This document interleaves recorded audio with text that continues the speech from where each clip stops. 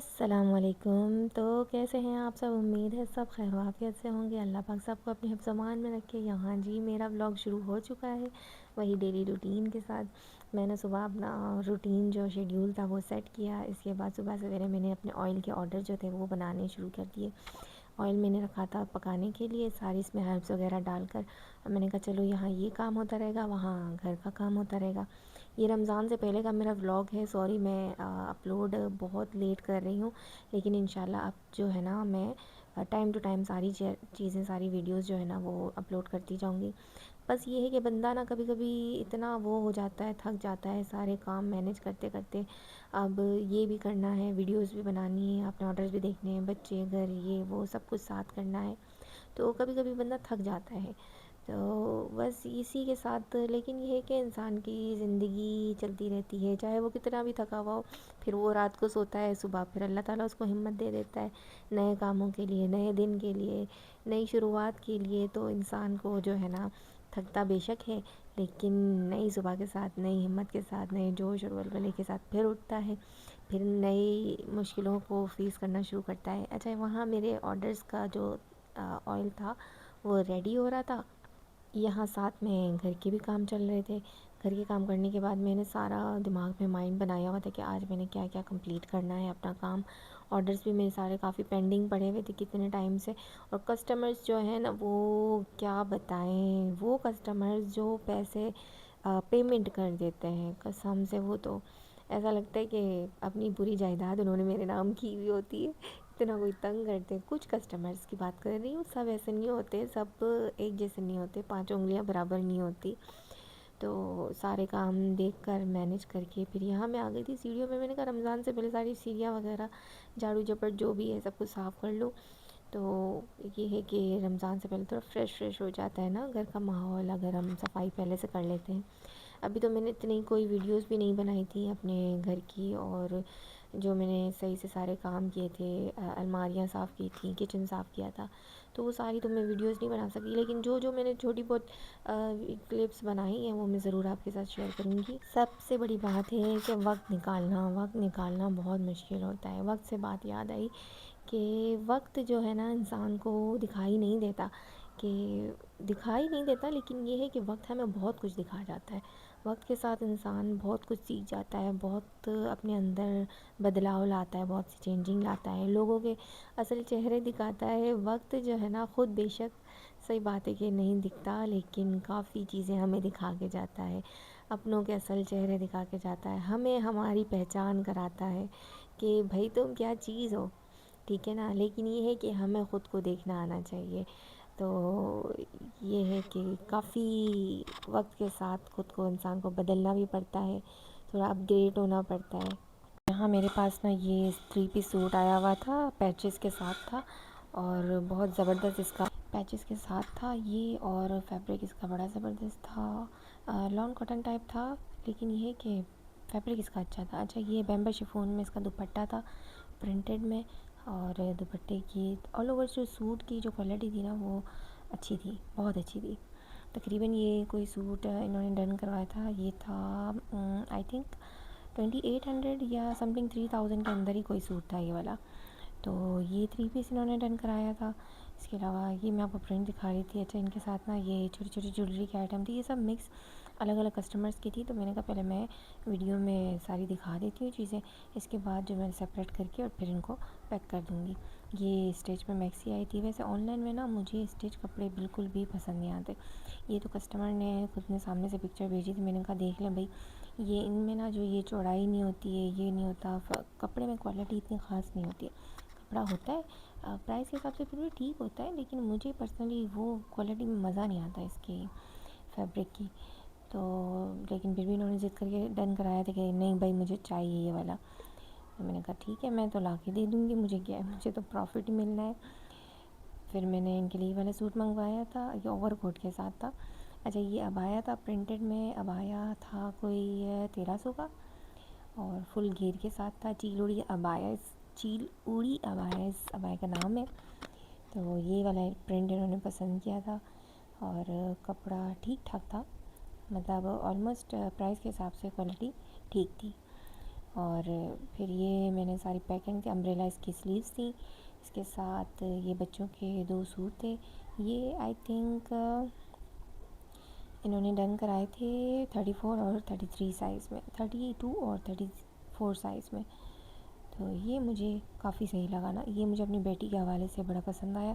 मैंने सोचा मैं अपनी बेटी के लिए भी यही वाला लूँगी ईद पर इंशाल्लाह। आप देखें रीस्टॉक होता है या नहीं, क्योंकि जब मैंने लास्ट पीस मंगवाए थे तब तो ये इसका स्टॉक ख़त्म था। अच्छा ये शर्ट इसके अंदर पहनने वाली, और फिर जो है ना इसका गाउन है ऊपर से पहनने वाला और एडजस्ट करने वाला। तो गाउन की वजह से बड़ा ही अच्छा लुक आ रहा था इसका। ये काफ़ी ट्रेंडिंग में चल रहा है आजकल, बड़ों का भी काफ़ी ट्रेंडिंग में है और बच्चियों का भी चल रहा है, बच्चियों का भी निकला हुआ है। तो ये सूट था इनका 1800 1700 या 1800 का था। पर ये शर्ट थी और ये गाउन था ऊपर, इसके साथ कोई दूसरी तीसरी चीज़ नहीं थी, जैसे ट्राउज़र वगैरह ऐसा कुछ भी नहीं था इसके साथ। तो ये मैंने पैक किया था। अच्छा आप जो मतलब वीडियोस देख रही हैं, अब आई डोंट नो कौन कौन मेरी वीडियोस कहाँ कहाँ तक पहुँच रही है। कुछ ऐसे भी लोग हैं, अगर वो मेरे साथ रीसेलिंग का बिज़नेस शुरू करना चाहते हैं या मेरे साथ काम करना चाहते हैं, तो वो बेशक मुझसे व्हाट्सएप पर कांटेक्ट करें और मैं आपको सारा गाइड करूँगी किस तरह से काम करना है, किस तरह से काम स्टार्ट करना है। और मेरे साथ माशाल्लाह से काफ़ी रीसेलर्स हैं, क्योंकि मेरे जो अपना जो मेरा मार्जिन होता है ना वो मैं कम रखती हूँ, इसीलिए कि आगे जो आपके साथ दूसरे लोग लिंक में होते हैं ना, ताकि वो अपना भी अर्न कर सकें। तो माशाल्लाह से मेरा दूसरी रीसेलर्स के साथ काफ़ी अच्छा काम चल रहा है। फिर यहाँ जो है ना सुबह सारी पैकिंग वगैरह करके हम निकल गए थे, मैं और मेरी बेटी निकले थे। यहाँ हम आए थे सेंट्रल मॉल आए थे। यहाँ मैंने काफ़ी वीडियोस बनाई अच्छी खासी। ये इन्होंने सेल लगाई हुई थी 200 की सेल थी, 200 में ये सारी चीज़ें मिल रही थी। सही थी, रीज़नेबल थी। 200 और 250 वाली सेल थी। अच्छा यहाँ हम एक शॉप में आए थे, यहाँ सेल लगी हुई थी 800 की एक जोड़ी और 1500 की दो, समझ 750 की फिर एक पड़ती है। तो ये लड़कों के शूज़ थे। अच्छा लड़कों के जो शूज़ थे ना, इन्होंने ये सेल में थे, लेकिन ये 800 की एक जोड़ी नहीं थी, ये थी कोई 1200 या 1500 की एक जोड़ी।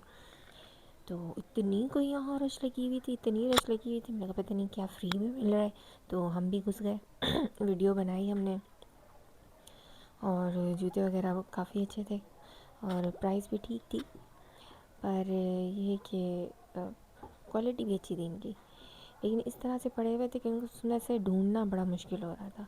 फिर यहाँ मैंने ये वाली सैंडल्स देखी थी, तो ये मुझे बड़ी पसंद आई थी मेरी बेटी के लिए। मैंने सोचा, लेकिन इसमें ना साइज़ नहीं मिल रहा था उसके साइज़ का। तो एक ये साइज़ ऐसे ही पड़े हुए थे, 2 साइज़ थे इस डिज़ाइन में। मुझे पर्पल में पसंद आया, मैंने कहा अब सूट तो मैंने लिया नहीं है, उसके बाद मैं मैचिंग में कैसे इस पर्पल में ले लूँ, फिर उसके ऊपर मुझे मैचिंग पूरा पर्पल में सूट ही बनाना पड़ेगा। तो वो हमने स्किप किया। फिर यहाँ बाहर जो है ना जीन्स वगैरह लगी हुई थी, पैगी जीन्स भी थी और फिटेड जीन्स भी थी इसमें लेडीज़ की। प्राइस तो इसके ऊपर मेंशन नहीं थी, सेल बस सेल लिखी हुई थी बस, और प्राइस मेंशन नहीं थी। ये हमने देखी तो ये भी ठीक ठाक ही थी, अच्छी थी। कलर और वैरायटी काफ़ी ज़्यादा थी इनके पास, कलर्स भी थे, वैरायटी भी थी इसकी। इसके बाद हम आए थे ये आदम जी कस्टमाइज़। ओहो हो, इस दुकान में जब आप जाएंगे ना आपका दिमाग काम नहीं करेगा। मतलब अगर आपको घर सजाने के हवाले से, डेकोरेशन के हवाले से कुछ कुछ भी लेना है ना, बस आप यहाँ चले जाएं, एक से एक वैरायटी मिल जाएगी, एक से एक आइटम मिल जाएगी। सेंट्रल मॉल की ये शॉप है आदम जी कस्टमाइज़ के नाम से। ये फ्रेम्स वगैरह थी। प्राइस कुछ एक की जो है ना वो प्राइस काफ़ी मुझे हाई लगी थी पर्सनली, और कुछ एक जो चीज़ें ऐसी थी कि वो प्राइस के हिसाब से चीज़ बड़ी ज़बरदस्त थी। जैसे मिरर्स वगैरह इन्होंने लगाए हुए थे, सबके ऊपर प्राइस मेंशन थी। अब मैं इतना डीपली मैंने नहीं जाके देखा, क्योंकि ये ना मैंने आउटडोर में फ़र्स्ट टाइम इस तरह से वीडियो बनाई थी, और थोड़ा मुझे हेजिटेट भी मैं हो रही थी कि लोग जो है पता नहीं क्या सोच रहे होंगे। फ़र्स्ट टाइम जब आप वीडियो कैमरा निकाल के और पब्लिक में वीडियो बनाना शुरू करते हैं ना, तो आपको थोड़ा होता है ना। लेकिन अब देखें अल्लाह हिम्मत दे, आगे कहाँ कहाँ तक जाते हैं, क्या क्या करते हैं। तो ये शो पीस वगैरह इन्होंने रखे हुए थे, सबके ऊपर प्राइस मेंशन थी। रेस्टोरेंट थे और अलग अलग सिटीज़ के हवाले से इन्होंने काफ़ी सिम्बलिक शो पीस रखे हुए थे, काफ़ी अच्छी चीज़ें थी, और प्राइस सब पर मेंशन है मतलब। तो जी अच्छा, ये देखें वॉल की डेकोरेशन के हवाले से है, और क्लॉक्स वगैरह थी, और काफ़ी ये सारी चीज़ें थी जो मैं आपको वीडियो में दिखा रही हूँ। जो जो मुझे लगा कि हाँ भाई ये आपको दिखानी चाहिए, तो इन सब की मैंने प्रॉपर्ली एक वीडियो बनाई। ये मिरर्स भी इन्होंने सेल के लिए लगाए हुए थे, तो ये बाजी सामने आ गई थी। फिर हम बस वहाँ से निकले उस शॉप की वीडियो बनाने, आदम जी कस्टमाइज़ की वीडियो बनाने के बाद फिर हम वहाँ शॉप से निकले। मॉल से ही हम बाहर निकले, एक्सीलेटर तो काम नहीं कर रहा था। हमने कहा चलो अपनी टांगों का इस्तेमाल करते हैं, भागते हैं यहाँ से। फिर हम गए थे वहाँ से गुलतेजारा, करीब ही पड़ता है, तो गुलतेजारा में गए। और बराबर में एस यू नो के गुल प्लाज़ा में क्या इंसिडेंट हुआ था, तो काफ़ी खौफ आ रहा था उसको देखकर। इतना अंधेरा लगा हुआ था और टूटी फूटी सी बिल्डिंग थी। लेकिन क्या है, देखिए यार, दुनिया चल रही है और लोग बस वैसे ही हैं। 4 दिन हमें भी अफसोस होता है, अब तक अफसोस हो रहा है, लेकिन क्या करें। लोग जो चले गए, जिनका नुकसान हुआ, सब अपनी लाइफ में हर चीज़ में बिज़ी हो गए। लेकिन जो चले गए वो अपने जो पीछे मरहूमीन को छोड़ गए, मतलब अपने सोगवार जो लोग हैं, अपने घर वाले हैं, उनको छोड़ के गए। तो वो बेचारे किस तरह से जी रहे होंगे। पर दुनिया तो ऐसी ही है कि वापस फिर से वही सब अपने दुनिया में मगन हो गए, अपनी ज़िंदगी में मसरूफ़ हो गए। अच्छा, यहाँ जो है ना, मैंने गुल प्लाज़ा में एक शॉप की वीडियो बनाई। ये भाई साहब जो थे ना, इन्होंने पहले मुझे मना किया कि आप किस चीज़ की वीडियो बना रही है। मैंने कहा मैं जो है ना, मैंने यूट्यूब का चैनल अपना स्टार्ट किया है, तो मैं वीडियो। अच्छा, आप कंटेंट क्रिएटर हैं? मैंने कहा जी, मैं कंटेंट समझ लीजिए, मैं कंटेंट क्रिएटर हूँ। वो कह रहे हैं ठीक है आप बना लें, कोई इशू नहीं है। तो मैंने फिर बड़े कॉन्फिडेंस के साथ जो है ना वीडियो बनाई। फिर यहाँ हम आए थे इस शॉप में, तो ये कस्टमाइज़ सारी इन्होंने लाइटिंग वगैरह जो बनती है, आई थिंक इसको कहते हैं नियॉन, सही है। हाँ, ये नियॉन लाइट की शॉप थी, नियॉन्स बनती हैं यहाँ पर।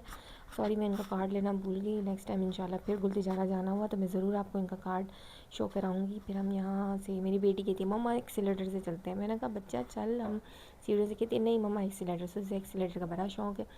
तो हम वहाँ से निकले गुलतिजारा से, वापस आते आते लेट हो रहा था। अम्मी फ़ोन कर रही थी, अम्मी कह रही बस अब जल्दी आ जाओ, संडे का दिन है, तुम लोग कहाँ निकल गई हो। और जो है ना, वापस आकर हमने खारदार के गोलगप्पे खाए अलकादरी के। और इसके गोलगप्पे मैं कहती हूँ आप सबको ट्राई करने चाहिए। इसके साथ मेरा ब्लॉग होता है ख़त्म। मुझे रखिएगा अपनी दुआओं में याद। मेरे चैनल को सब्सक्राइब कीजिएगा, लाइक कीजिएगा, शेयर कीजिएगा। इसी के साथ अल्लाह हाफ़िज़।